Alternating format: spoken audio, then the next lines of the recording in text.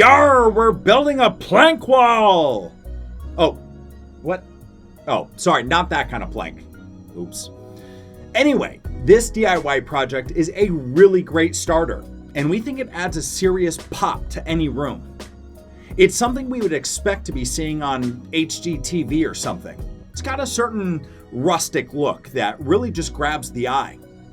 You can do this in most rooms for under $50, and you've got the whole color wheel to choose from. Not only that, but if you've got an artist in your home, this is a really cool opportunity to make it a painted mural. It will definitely be a conversation piece either way. Check out the link in the description for the supply list and the step-by-step instructions. But more importantly, check out our next episode where we show you how to make giant wooden yard dice. Not going to want to miss that one. Trust me. See you then.